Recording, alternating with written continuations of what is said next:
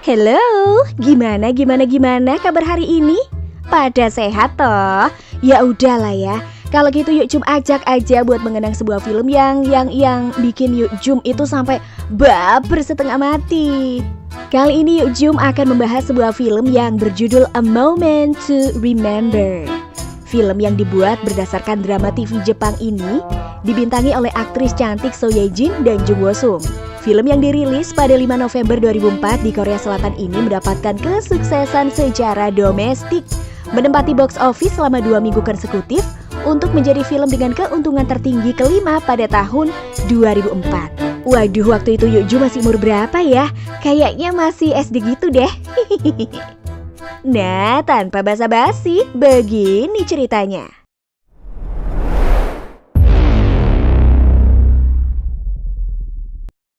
Pada awal film, di sebuah stasiun kereta, terlihat seorang tunawisma meminta api pada seorang mas ganteng. Mas ganteng yang terlihat datar-datar aja itu bukannya ngasih api, tapi malah menyodorkan secari kertas. Lalu dia berbicara tentang ingatan, bahwa ketika ingatan seseorang hilang, jiwa orang itu juga akan ikut hilang. Waduh, masnya ini ngelindur apa gimana ya? Dimintain api malah ngomongin apa? Lalu masih di tempat yang sama, masih dengan tunawisma yang suka minta korek api dan hobi ngomel sendiri ini. Kini orang yang berada di sebelahnya bukan lagi mas-mas ganteng, tapi seorang wanita cantik dengan dandanan ala gotik bernama Kim Soo Jin. Soo Jin menggeleng ketika lelaki itu meminta api.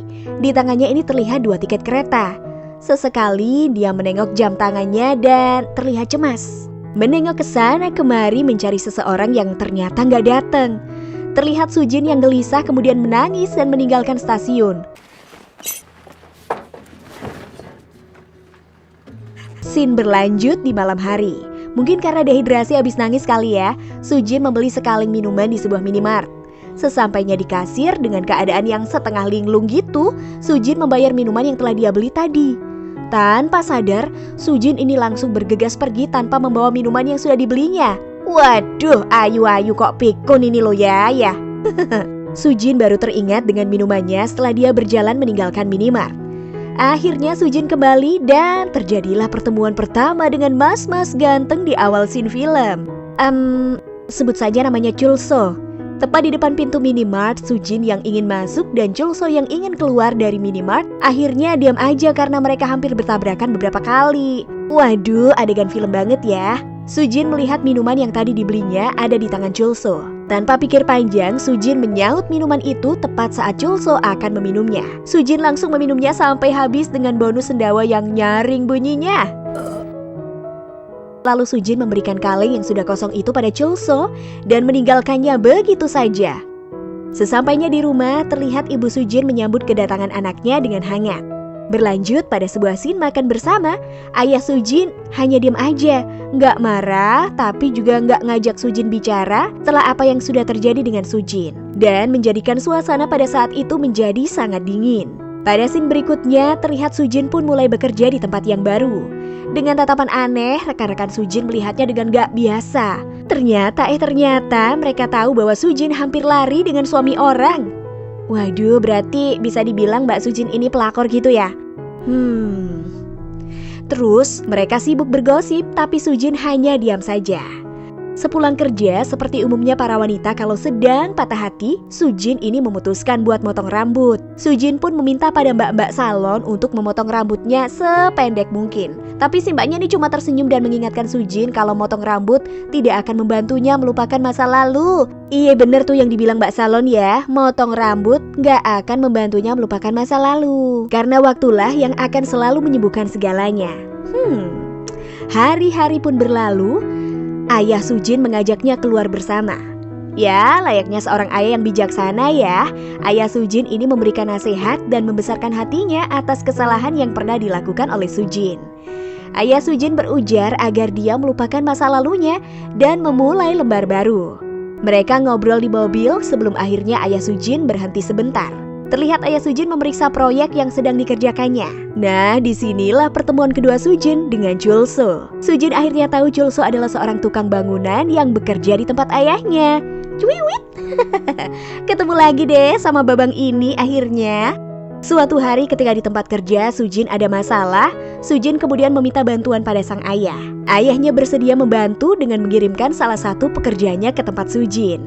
Nah, bisa ditebak ya, kira-kira nanti siapa tuh yang dateng? Sujin yang menunggu di depan lift bersama atasannya. Pada saat lift terbuka, Sujin sangat terkejut karena yang di depannya adalah Chul So. Seketika Sujin menjadi sangat malu dan salting. Sujin pun berusaha menghindar dan bersembunyi di belakang tembok. Ketika Chul So bekerja pun, Sujin hanya bisa mengintip dari jauh. Scene berlanjut. Saat Sujin membeli minuman kaleng dari mesin otomatis, tiba-tiba Chul So muncul. Tanpa babi bu lagi, Chul So langsung mengambil minuman itu dan meminumnya sampai habis tepat di hadapan Sujin. Tanpa rasa bersalah, Chul So kemudian meninggalkan Sujin. Sujin tersenyum sendiri ketika teringat kejadian demi kejadian saat ia bertemu Chul So. Sepertinya Sujin mulai tertarik nih sama Chul So. Terlihat Sujin senang sekaligus gugup ketika Chul So mengajak bicara saat mereka sama-sama pulang. Sujin yang anak orang kaya sama sekali nggak menolak ketika Chul So mengantarnya pulang dengan mobil penuh peralatan tukang tanpa kaca depan, lalu satu pintu juga lepas. Bener kata orang ya, yang namanya cinta emang buta. Sujin yang sudah tertarik dengan Chul So bahkan sampai mencari Chul So ke tempat kerjanya. Kemudian dengan sengaja menyapa Chul So lebih dulu saat Chul So sedang nongki-nongki ganteng sama teman-temannya. Tapi usaha Sujin berhasil. Malam itu Chul So memberikan sebuah tantangan untuk Sujin. Jika Sujin mau minum amer yang ditawarkan Chul So, maka mereka akan berpacaran. Jika tidak, mereka tidak saling kenal sampai mati. Wah, tantangan macam apa ini ya? Tanpa pikir panjang, amer tersebut langsung diminum sampai habis sama Sujin. Tak menyia-nyiakan kesempatan, Chul So langsung menyantap kelanting lupis Sujin. Hari-hari Sujin berubah menjadi ceria setelah bersama Chul So. Chul So yang biasanya berantakan kini itu lebih memperhatikan penampilannya. Ya toh, kan sekarang udah ada pacar toh ya.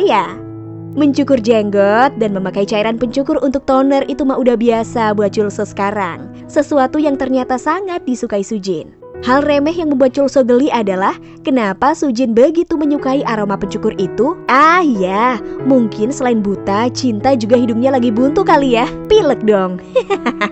Di rumah pun Sujin yang lagi falling in love ini senyum-senyum sendiri.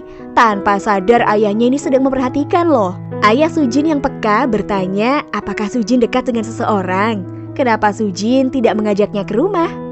Mulailah Sujin dengan misi utamanya, yakni mengajak Chul So bertemu orang tuanya. Saat bermain bisbol atau bahkan saat mereka sedang jalan-jalan, Sujin selalu melancarkan misinya. Sujin ini mulai merayu, merengek, bahkan merajuk agar Chul So mau menuruti keinginannya. Tapi Chul So bergeming, dia tidak mau berkomitmen. Berhari-hari berusaha membuat Sujin cukup tertekan. Terus pada suatu malam saat Sujin dan Chul So makan malam, tanpa sepengetahuan Chul So, Sujin menghubungi keluarganya untuk bergabung bersama mereka. Ayah Sujin pun kaget saat mengetahui bahwa laki-laki yang dekat dengan anaknya selama ini adalah Chul So, yang tak lain adalah seorang pekerjanya. Mengetahui hal itu, ayah Sujin langsung menginterogasi Chul So dengan beberapa pertanyaan. Dan saat itu juga ayah Sujin memecat Chul So dari pekerjaannya. Sujin yang merasa tertekan akhirnya pamit ke kamar kecil. Dengan wajah lemah dan sangat pucat, Sujin seperti lupa kemana jalan kembali ke meja duduknya. Dan tiba-tiba Sujin pingsan tak sadarkan diri. Mengetahui hal itu, Chul So langsung bergegas menyelamatkan Sujin yang jatuh pingsan. Ayah Sujin yang awalnya ini gak suka dengan hubungan mereka, melihat sendiri betapa Chul So sangat mencintai putrinya. Begitupun ketika Sujin tersadar dan melihat Chul So, ayah Sujin akhirnya tahu bahwa putrinya ini sangat mencintai lelaki ini. Dia pun merestui hubungan mereka berdua. Aduh, siapa yang lagi ngiris bawang sih ini? Yuk Jum kan jadi ikutan nangis ini ya. Scene berikutnya terlihat Sujin yang sangat cantik dengan balutan gaun putih pengantinnya. Chul So yang melihatnya langsung tertegun dan mungkin dalam hati dia berkata, "Awas kon Yodek, tak ajar sampai subuh." Scene pun berlanjut dengan Chul So yang berlari mematikan kompor yang hampir kebakaran. Sujin yang baru selesai mandi dan masih memakai handuk juga ikut berlari di belakang Chul So. Sepertinya Sujin ini lupa ya kalau dia belum matiin kompornya. Chul So melihat Sujin sangat menyesal dengan kejadian itu. Kemudian dia pun menggoda istrinya yang baru mandi tersebut. Dengan nakal, Chulso pun ingin melihat bagian tubuh Sujin yang sudah dibersihkan. Dengan tangan terampilnya, Chulso kemudian membuka handuk yang menutupi bagian tubuh istrinya. Apa yang akan kemudian terjadi? Sabar dulu ya, minum air putih dulu sana, ayo. Lanjut ya. Dengan malu-malu, Sujin langsung berlari ke arah kamar. Dan dengan kecepatan 1000 cahaya, Chulso pun langsung menyambar Sujin dari belakang dan... Ya wes, enak-enak anak kuno. Yuk cum ngene iki mek iso ngelus dada tok kan ya, melu seneng. Oke deh lanjut, lambat laun karir Chulso makin membaik nih. Dia bahkan berhasil mendapat sebuah kontrak dari hasil usahanya sendiri. Di tempat kerja, Sujin pun sangat bersemangat. Tapi ada yang mengganjal di pikiran Sujin. Sesuatu yang aneh gitu deh, tapi nggak tahu itu apa ya. Sujin pun memutuskan bertanya pada teman-temannya. Apakah mereka pernah tersesat saat pulang ke rumah? Tentu saja pertanyaan ini membuat teman-teman Sujin langsung ngakak. Mungkin itu karena Chulso sudah membuat Sujin lelah sepanjang malam ya. Hanya saja Sujin mengalaminya lagi. Dia harus sangat berhati-hati ketika pulang agar tidak tersesat. Bahkan ketika masuk rumahnya pun Sujin masih belum yakin. Dia sering bertanya dalam hati, apa benar ini rumahku? Apa benar ini rumahku? Hal ini membuat Sujin memutuskan untuk datang ke seorang dokter. Berbeda dengan dokter pada umumnya, dokter yang kali ini Sujin temui cukup berantakan. Sujin ragu sih, ini dokter apa bukan ya? Tapi ya dia terus melanjutkan pemeriksaan aja kali ya. Chulso kini bukan lagi seorang mandor proyek. Sekarang dia menjadi seorang insinyur. Waduh, udah kayak Sidul aja ya jadi tukang insinyur, masih. Hari itu teman-temannya membantu Chulso merapikan barang-barang di kantor barunya. Saat teman-temannya memutuskan pergi, ibu Chulso datang. Setelah sedikit basa-basi, ibu Chulso memintanya agar membayarkan hutang-hutangnya. Tentu saja Chulso menolak. Ibunya pun sangat marah dan memakinya. Chulso mah nggak peduli. Apalagi dia sudah berencana untuk membangun rumah impian bersama Sujin. Bagaimana mungkin dia bisa menghabiskan uang itu untuk bayar hutang ibunya? Nggak mungkin bu, nggak mungkin. Suatu hari Chulso bercerita tentang gurunya. Orang yang membuat Chulso bisa seperti sekarang. Dialah yang mengajari Chulso tentang ilmu pertukangan. Dan Sujin pun meminta agar mereka bisa menemui gurunya tersebut. Tak disangka gara-gara pertemuan itu Sujin jadi tahu tentang ibu Chulso. Sujin yang penasaran mencari informasi saat Chulso tidur. Sampai akhirnya dia tiba di sebuah rumah yang sudah disita dan Sujin juga tahu ibu Chulso sedang ditahan. Gara-gara ibu Chulso, malam itu mereka berdebat dan bertengkar. Chulso sangat membenci ibu yang sudah mencampakannya. Tapi bagaimanapun dia tetaplah ibunya kan, orang yang telah melahirkannya. Dengan lembut Sujin menjelaskan pada Chulso bahwa memaafkan bukanlah hal yang sulit. Memaafkan adalah memberi sedikit ruang di hatimu, seperti yang pernah dikatakan oleh ayahnya. Ayah Sujin pun melakukan hal yang sama. Meskipun Sujin hampir lari dengan pria beristri dan menikahi seorang tukang bangunan, ayahnya tetap memaafkan Sujin. Mengharukan banget sih. Chulso pun akhirnya luluh. Malam itu juga ia menemui ibunya di penjara. Dia juga menghabiskan seluruh tabungannya untuk melunasi hutang ibunya. Dan Chulso pun akhirnya bangkrut deh. Sujin lalu menghibur Chulso dengan permainan grift seperti yang biasa mereka lakukan. Malam itu Sujin berhasil membujuk Chulso dan Chulso juga berhasil mengalahkan rasa benci di hatinya. Setelah 2 minggu, Sujin baru bertemu dengan dokternya lagi. Hari itu dokter menanyakan beberapa hal sepele untuk menguji ingatan Sujin. Dia juga melakukan tes MRL dan PET scan. Makin hari Sujin makin mudah melupakan sesuatu. Chulso merasa aneh sih dan menanyakan hasil pemeriksaan dokter. Tapi kan hasilnya belum keluar. Beberapa hari lagi Sujin akan menemui dokternya. Oke, scene berganti tempat di tempat kerja Sujin. Terlihat Sujin yang kaget saat mengetahui bahwa bos di kantornya telah berganti. Sebut saja namanya Youngmin. Ternyata Youngmin adalah mantan dari Sujin, seorang pria beristri yang menjalin hubungan dengan Sujin. Waduh, gawat ini, gawat. Dalam kesempatan itu Youngmin mengatakan bahwa sekarang dia sudah single dan Sujin yang telah menikah. Betapa nasib telah mempermainkan kita, ujarnya. Youngmin pun ingin mengungkapkan alasannya kenapa waktu itu dia tidak datang menemui Sujin di stasiun kereta. Sujin yang sudah tak peduli dengan masa lalunya langsung menutup pembicaraan dan meninggalkan Youngmin. Saat-saat di rumah, terlihat tingkah laku Sujin yang semakin tidak wajar. Chulso pun bertanya pada Sujin bagaimana hasil pemeriksaannya pada dokter. Dengan santuy, Sujin menjawab dalam waktu dekat disuruh kembali untuk tes kembali. Chulso pun semakin heran, kenapa harus sampai berkali-kali sih istrinya melakukan kontrol, kan ya? Saat hasil pemeriksaan Sujin sudah keluar, dokter pun mengatakan bahwa Sujin menderita Alzheimer. Pelan tapi pasti Sujin akan kehilangan ingatannya. Lalu dia juga akan kehilangan kemampuan mengontrol anggota tubuhnya. Sujin gak lantas percaya karena dia masih 27 tahun. Masih muda lah ya, mana mungkin kena Alzheimer kan? Bagaimana mungkin dia bisa lupa semuanya? Tapi ya itulah kenyataannya. Sepanjang perjalanan pulang, Sujin menangis sejadi-jadinya. Ya Allah, nangis lagi. Yuk Cum ini jadi mewek juga loh ini. Malamnya ketika Chulso pulang, Sujin bilang kalau dia ingin berhenti kerja. Ya, keputusan yang cukup mendadak sih. Dengan sedikit curiga, Chulso pun menuruti keinginan istrinya. Mulai keesokan harinya, Sujin jadi istri rumahan yang fokus melayani suaminya. Menyiapkan sarapan, bahkan bekal untuk Chulso. Sambil tersenyum, Chulso pun membuka bekal yang sudah disiapkan Sujin. Teman-teman menyorakinya dengan iri dan menggoda Chulso. Tapi anehnya, kedua kotak bekal Chulso hanya berisi nasi. Padahal tadi Chulso melihat Sujin sedang menyiapkan lauk juga. Mengetahui ada yang tidak beres, Chulso pun mendatangi dokter Sujin saat itu juga. Dokter pun menjelaskan apa yang terjadi pada Sujin. Chulso berteriak tidak percaya, bahkan hampir memukul dokter yang ternyata nasibnya juga hampir sama dengan Chulso. Istri dokter itu juga meninggal karena Alzheimer. Karena itulah dokter itu mengabadikan hidupnya untuk meneliti penyakit tersebut. Saat Chulso sudah tenang, dokter menceritakan pengalamannya bersama istrinya. Sebelum istrinya meninggal, dokter pernah mengajak istrinya ke tempat mereka pertama bertemu. Ajaibnya, tiba-tiba istrinya mengingat semuanya. Meskipun 3 jam kemudian istrinya lupa lagi dan bertanya, "Siapa kamu? Apa yang kamu lakukan di sini?" "Aku siapamu?" Aduh ya udahlah, scene berganti ya. Kali ini Yongmin, mantan pacar Sujin, menelpon dan meminta penjelasan. Akhirnya mereka memutuskan untuk bertemu.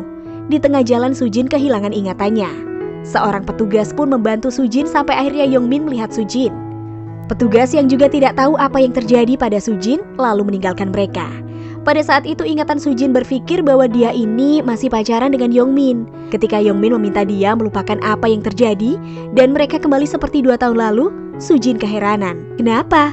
2 tahun lalu bahkan mereka belum saling mengenal. Yongmin bingung dengan apa yang dikatakan Sujin.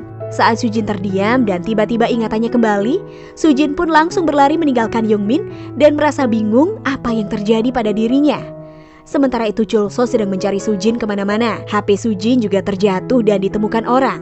Ternyata Chulso melihat Sujin sedang bermain bisbol.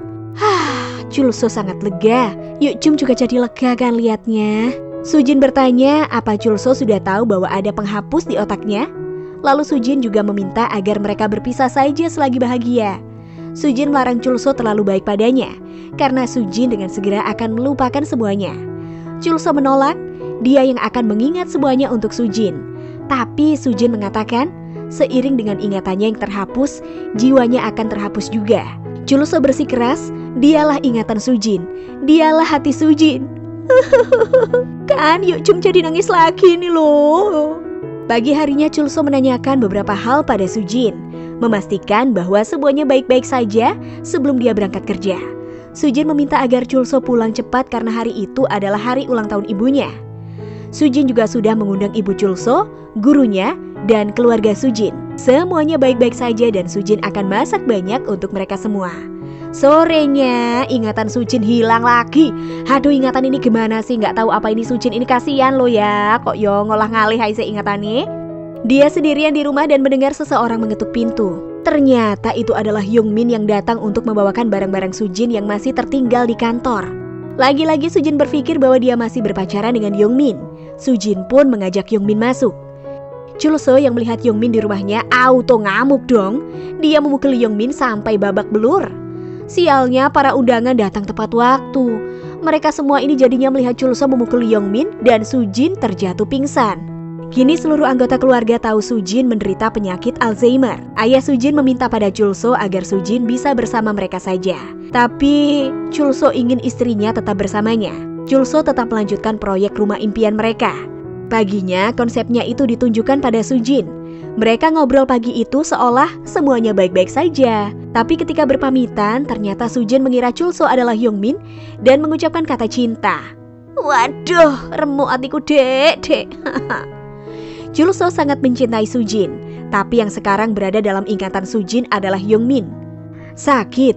Waduh, ya pasti nggak bisa dibayangin deh rasanya. Yukjum ini juga jadi ngendem gitu ya. Sujin melihat-lihat isi rumahnya yang penuh dengan memo untuk dirinya. Ketika Sujin meraba peralatan tukang milik Chulso, ingatannya pun kembali. Sujin sangat menyesal karena dia telah menyakiti Chulso.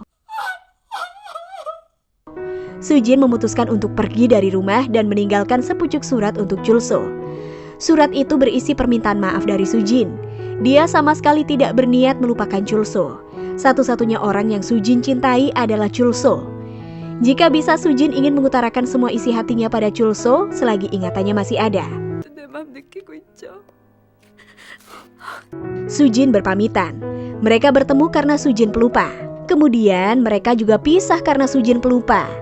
Chulso menemui ayah Sujin seperti pesan Sujin dalam suratnya.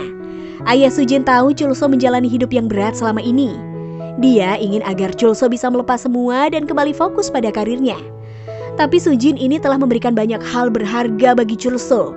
Chulso ingin mengatakan sesuatu sebelum Sujin benar-benar melupakannya.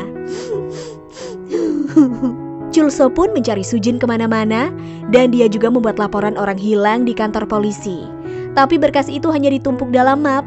Lalu kita dibawa kembali ke scene awal ketika Chulso bertemu dengan seorang tunawisma di sebuah stasiun kereta api.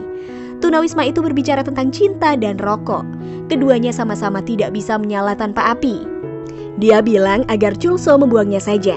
Tapi film ini belum berakhir sampai di sini loh ya. Saat Chulso akan pergi entah kemana, dia menemukan sepucuk surat dari Sujin. Surat itu ditulis ketika ingatan Sujin sedang kembali. Sujin meminta agar Chulso tidak mencarinya. Sujin tahu Chulso suami yang baik. Sujin meminta agar Chulso melupakannya dan hidup bahagia bersama orang lain. Dengan begitu, mereka impas. Dari surat itulah Chulso berhasil menemukan Sujin yang saat itu sedang tidak mengenalinya. Sujin hanya mengenali bau Chulso, bau cairan pencukur yang dulu sangat disukai Sujin. Chulso bertanya apa boleh mengajak Sujin jalan-jalan, dan jawabannya adalah boleh. Di suatu hari yang cerah, suster perawat menemani Sujin berjalan menuju minimart tempat Sujin dan Chulso pertama bertemu. Sujin yang saat itu masih belum ingat berjalan sendiri menuju minimart. Chulso membukanya tepat saat Sujin akan masuk. Chulso juga membawa kaleng soda dan membukanya seperti yang dulu ia lakukan. Tapi Sujin hanya melewatinya. Sujin lalu berjalan masuk. Terlihat dokter Sujin ikut berperan sebagai kasir minimart.